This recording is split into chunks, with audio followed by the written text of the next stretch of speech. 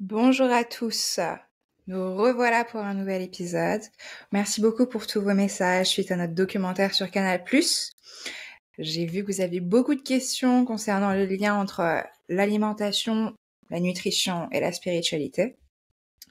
À travers Golden Root, on va utiliser le système des chakras, qui sont des points énergétiques localisés exactement où sont vos systèmes de santé dans votre corps. Donc vous avez le système de reproduction, par exemple, le système digestif, le système vocal. Donc les chakras vont être positionnés sur des endroits stratégiques et à travers les aliments que vous consommez, vous allez pouvoir venir activer et désactiver ces points-là.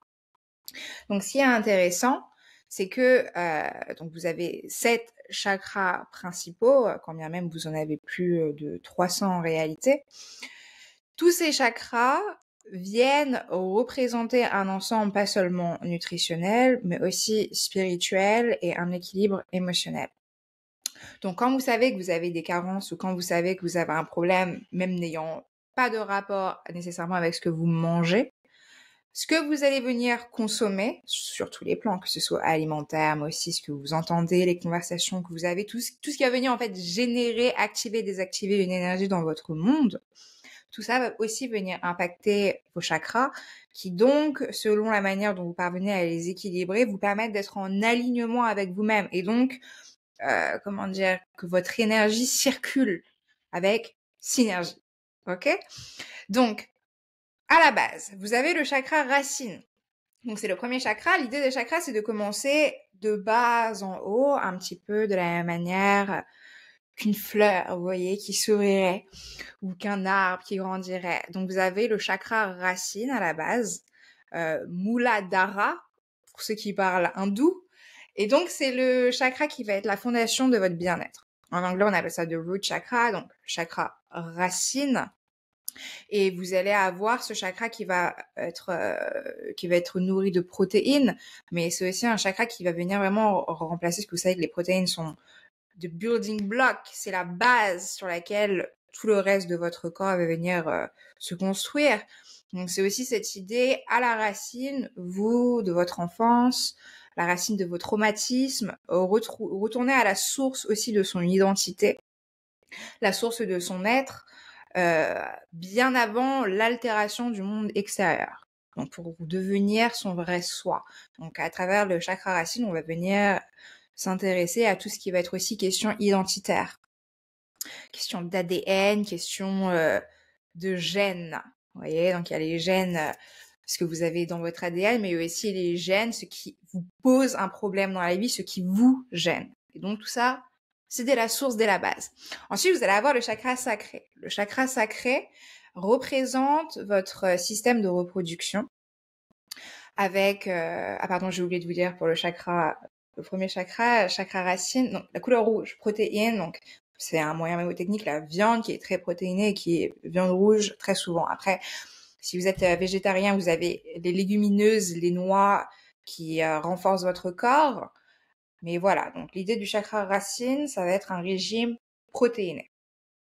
Ensuite, le chakra sacré. Le chakra sacré, le Svadhisthana en hindou, qui est représenté par la couleur orange, lui, il est associé à tout ce qui va être graisse saine, huile saine. Je sais qu'on est dans une société qui diabolise les huiles, les matières grasses. Or, elles sont indispensables, surtout pour le système reproductif, quand vous voulez, quand vous êtes en train de concevoir un enfant ou qu'un enfant grandit en vous. Les protéines vont être extrêmement importantes, mais aussi tout ce qui va être des huiles saines et des matières grasses pour venir faciliter le développement du fœtus. Vous allez par exemple avoir tout ce qui va être les avocats, les huiles comme les huiles de coco, les huiles végétales, les graines de chia et tout ça, tout ce qui va venir contribuer à un apport en matière grasse. Donc, ensuite vous avez le chakra solaire, solar plexus, le manipura qui est représenté par la couleur jaune.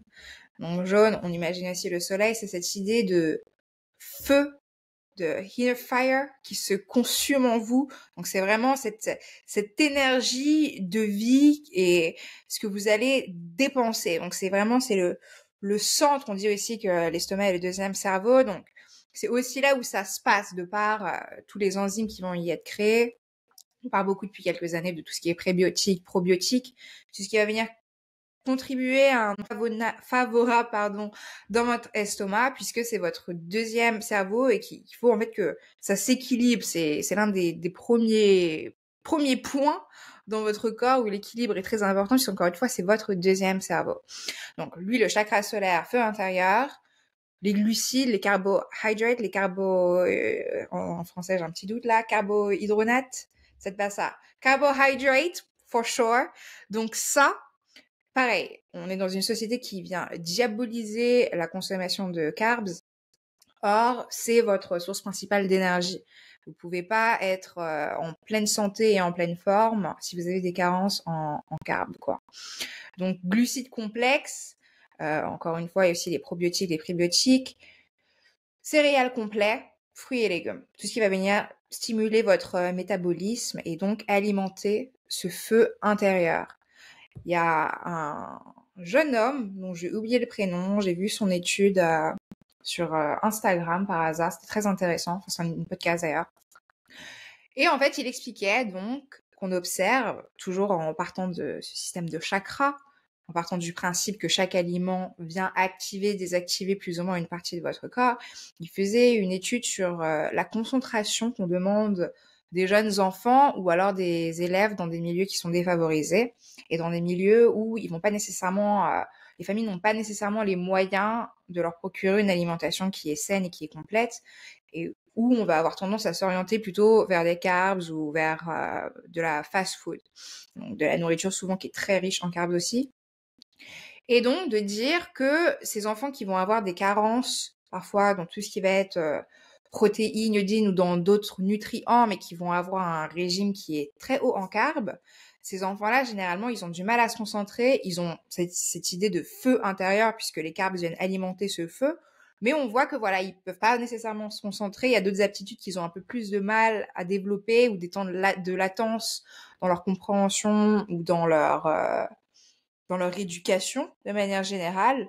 Et il faisait le lien, il disait, il y a très certainement un lien de corrélation entre ce qu'on donne aux gens et ensuite l'énergie qu'ils vont fournir. Et ça paraît évident, mais personne ne s'était vraiment intéressé, du moins moi c'est la première fois que je vois une étude orientée comme ça, où on faisait un lien direct entre comment faites-vous pour demander aux gens de fournir une énergie qu'ils n'ont pas, et à l'inverse de vous plaindre de comportements, parce que parfois ce sont des élèves qui sont un peu perturbateurs, parce qu'encore une fois, les aliments qu'ils ont dans le corps, et donc cet excès de carbs, les poussent à avoir non pas un excès d'énergie qui est plutôt tiré vers la concentration, mais vers l'activité. Et donc, ils vont beaucoup bouger, on va avoir du mal à les contenir. Et ils disaient, si on parvenait à rétablir toutes ces carences nutritionnelles, on pourrait aussi très certainement avoir une influence sur l'attitude de ces gens-là, et donc bien-être émotionnel, bien-être mental aussi, et développement de manière générale. Et je trouvais ça très intéressant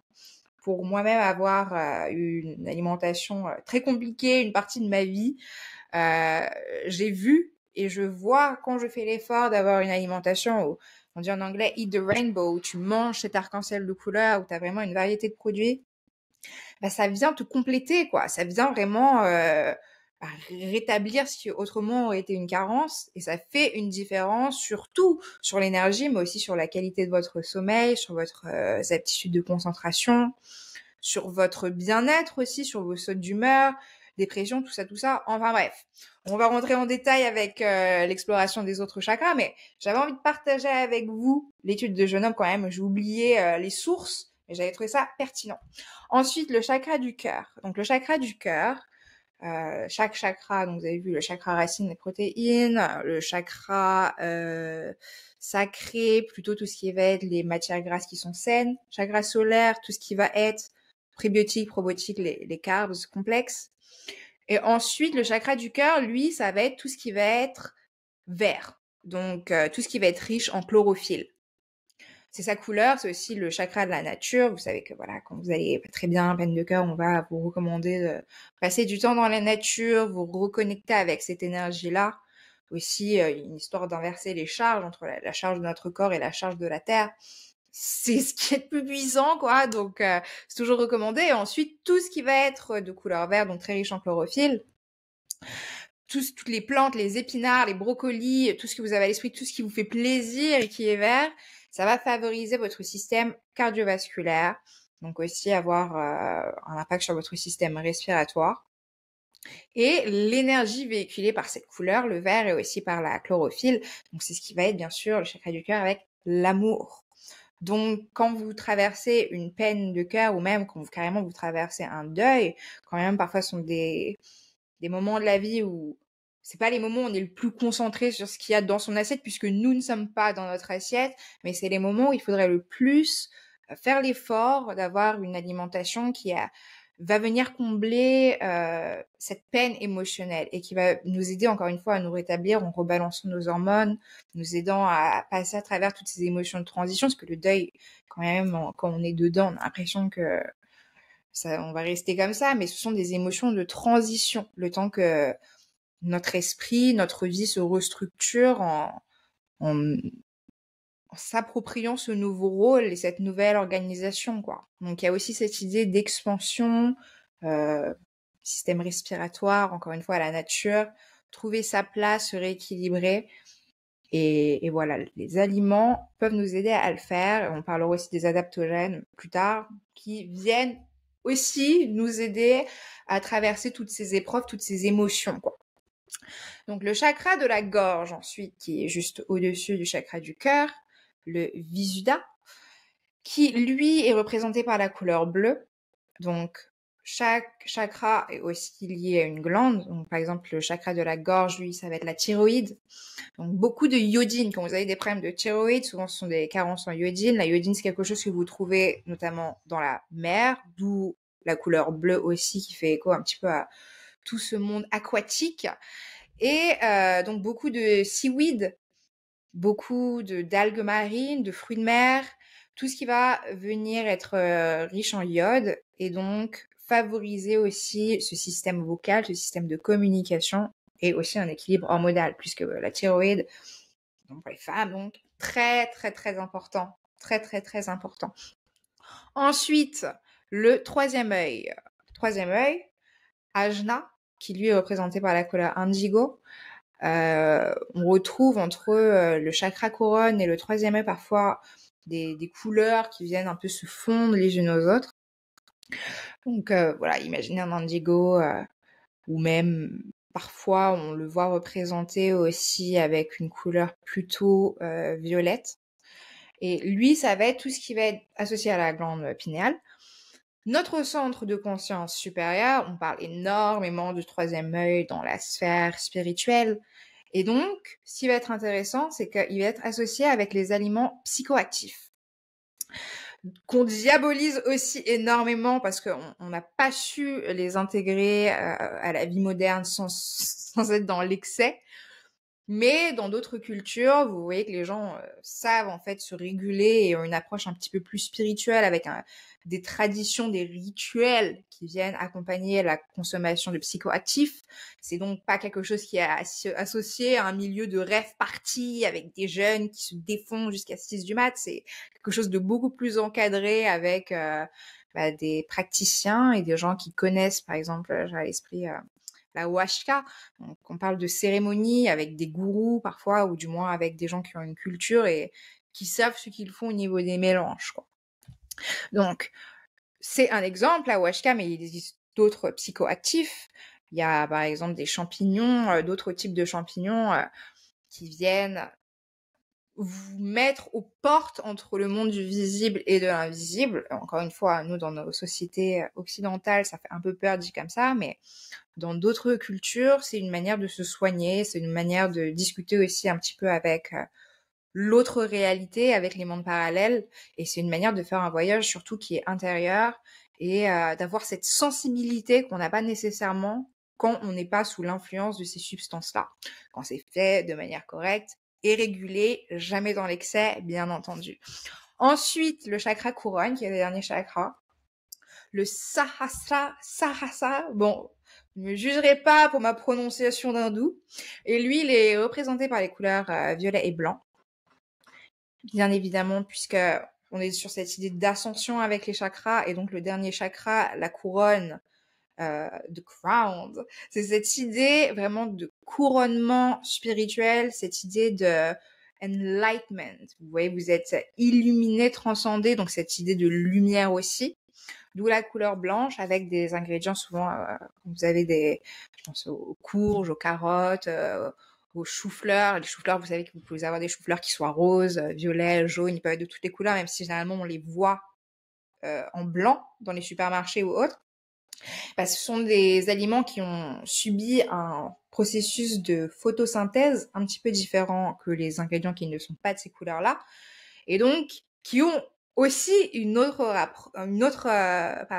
perds mon français, vous m'excuserez, mais qui ont donc un autre rapport aussi à la synergie, un autre rapport au soleil, un autre rapport au sol, un autre rapport à l'absorption des nutriments, et ils viennent aussi donc combler et parler avec d'autres aspects de notre nutrition, de notre corps, de notre conscience, de manière que d'autres ingrédients ne peuvent pas le faire. Donc j'ai à l'esprit aussi l'ail qui est très puissant et qui est même utilisé comme un médicament pur dans bien des cultures, même parfois sans absorption, littéralement poser de l'ail sur certaines plaies.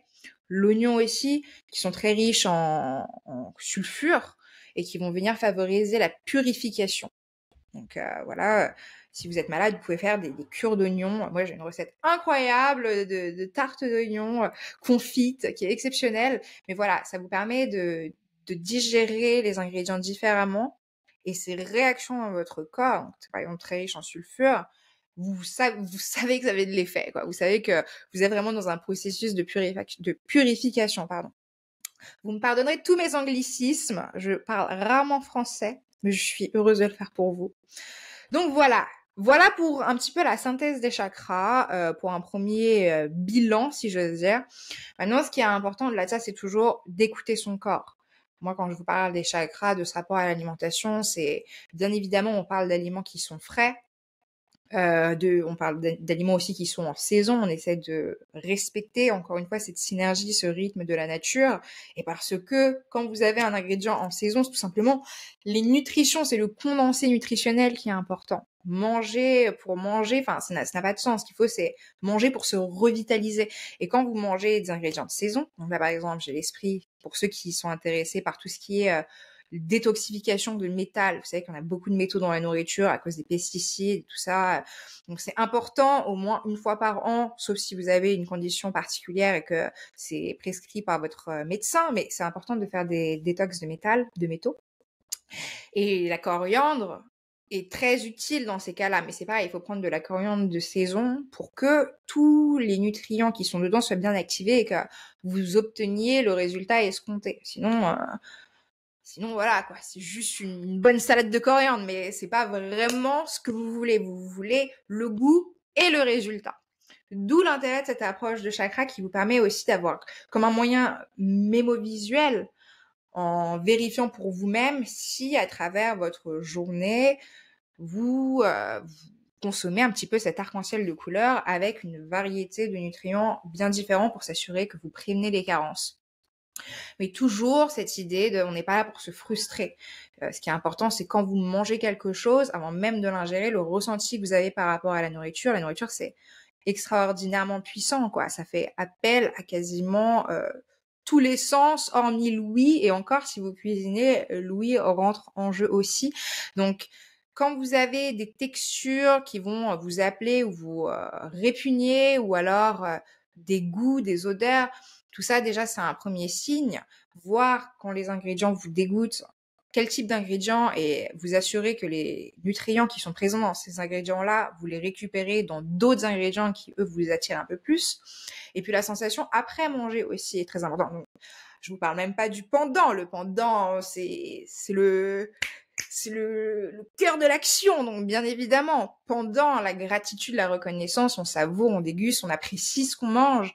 Je veux dire, on a une approche aussi dans notre culture qui est particulière puisque on va au supermarché, donc on n'a pas cette idée de tout ce travail généré en amont pour avoir nos carottes, nos tomates, nos concombres et autres produits à disposition comme ça. Mais il y a une vraie labeur, il y a un vrai travail, il y a un vrai savoir-faire. Et prendre un instant de prendre conscience de cette chance, parce que finalement, on mange comme des rois. Il y a 50 ans, il y a 100 ans, les gens ne mangeaient pas comme ça, il n'y avait pas cette variété, il n'y avait pas cette accessibilité non plus. Et du coup, bon, ils étaient peut-être un peu plus respectueux des aliments dans leur assiette. Donc, je vous dis pas de commencer votre propre élevage et d'ouvrir une ferme, mais je vous dis, ayez conscience de toute la vie et de toute l'énergie qui circule en fait dans tous ces produits-là, parce que c'est très puissant. Et vous pouvez donc en profiter et les goûter et les consommer à votre guise et à votre goût. Et donc profitez de ça. Et une fois que vous avez terminé vos assiettes, cette idée de comment vous vous sentez. Et je vous assure que si vous vous exercez ne serait-ce qu'une semaine à avoir une variété de couleurs dans votre assiette, c'est-à-dire à tenter un petit peu des ingrédients qui vous appellent pas nécessairement, vous avez l'habitude de manger des fraises, essayez un petit peu plus les framboises ou d'autres fruits rouges, je veux dire, essayez de varier les plaisirs en défiant un peu votre palais et vos habitudes alimentaires et de voir comment vous vous sentez. Et si vous avez au moins ces 7 couleurs avec les variations qui les accompagnent, hein, on n'est pas psychorigide, faites ce que vous voulez, mais dans cet esprit de couleurs-là, vous allez le sentir. Ça va vraiment venir vous booster, quoi. Toutes les réponses sont dans la nature. Il suffisait d'observer les arcs-en-ciel pour savoir que on a aussi besoin de cet éventail de couleurs pour venir activer notre énergie, en fait, quoi. C'est vraiment des clés énergétiques. Donc ça, et puis une fois que vous êtes un peu plus installé dans vos habitudes alimentaires, toujours, on est à l'écoute de son corps. Il y a des changements hormonaux, que ce soit pour les hommes ou pour les femmes. Les femmes ont aussi à l'intérieur de chaque mois, chaque semaine, une nouvelle phase de leur cycle menstruel. Donc ça va prendre en compte dans leur alimentation. Je veux dire, quand une femme est en train d'avoir ses règles, le café, ça peut être très compliqué, par exemple. Ça peut être extrêmement irritant. Alors que après la fin du cycle, le café, moi, j'aime beaucoup ça. C'est une véritable addiction presque. Mais vous voyez, on peut pas profiter des mêmes ingrédients à tout moment de la journée ou à tout moment de l'année parce que ça a un vrai impact sur nos cycles et sur nos différents systèmes de santé. Parce qu'encore une fois, chaque chakra est relié à un système de santé. Donc, vous avez le solar plexus, le chakra solaire en français, qui va être relié avec votre système digestif. Vous allez avoir le chakra du cœur qui va être relié donc avec votre système cardiovasculaire, le système de la gorge qui va être relié avec votre système vocal, votre troisième œil, le système sensoriel, et puis le crâne chakra avec tout ce qui va être donc le système cérébral et puis la santé de votre cerveau de manière générale, avec aussi les circadian rhythm, donc les rythmes circadiens en français si je ne m'abuse pas, et cette idée de entre le jour et la nuit, les aliments aussi, enfin, il y a certains aliments qui vont être plus propices à vous offrir un excellent sommeil, les ingrédients qui sont riches en mélatonine par exemple, un peu plus près du coucher, alors que, ou même en magnésium aussi, c'est très bon avant de s'endormir, mais tout ça va venir avoir un vrai impact sur littéralement la manière dont vous dormez la nuit et donc dans la manière dont vous vivez le jour, quoi. Puisque le monde de la nuit est tout un monde en lui-même, vous le savez aussi, pour votre cerveau, c'est genre indispensable d'avoir de vraies nuits réparatrices. Donc tout ça, c'est magnifique, la manière dont tous ces systèmes sont imbriqués. On peut prendre notamment le système immunitaire, hein, qui va de la tête aux pieds, et aussi, donc bien évidemment, à travers l'entretien de vos chakras, vous entretenez tous vos systèmes, donc le système immunitaire inclus. Donc voilà, c'est tout ce que je voulais vous dire pour une première explication. Je voulais que ça soit très simple. J'espère que ça a été clair. Encore une fois, pardon pour mon français.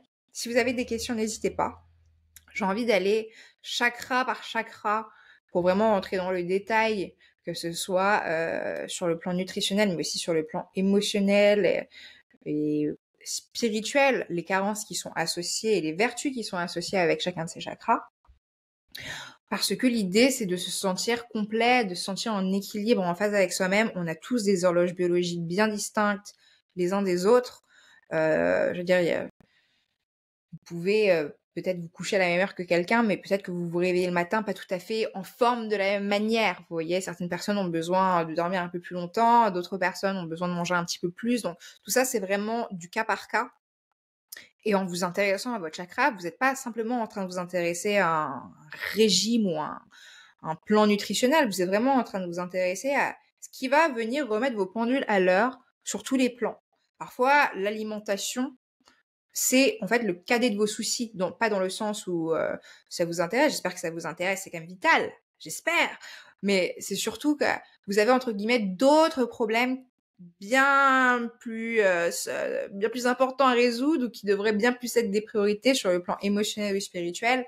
Et l'alimentation ne devient qu'un support ou un cri d'alerte vous informant que vous devriez résoudre certains problèmes. Vous voyez ce que je veux dire? Par exemple, toujours cette histoire d'équilibre alimentaire, vous avez certaines personnes qui vont beaucoup manger, mais c'est juste dans l'espoir de résoudre une carence émotionnelle. Il y a quelque chose dans la vie, dans leur enfance, dans leur mémoire qui les étouffe. Et en fait, leur comportement et cette relation qu'ils vont avoir avec la nourriture n'est qu'une espèce de métaphore venant crier ça, quoi. Et il y a d'autres personnes, ça va être le schéma inverse. Ils ont quelque chose dans la vie qui les ronge, quelque chose qui les dévore, et leur rapport avec la nourriture va être beaucoup plus frustré, beaucoup plus dans la privation, et va crier en fait cette frustration et ce besoin aussi de résolution et de souplesse. Vous voyez ce que je veux dire? Enfin bref. Donc voilà.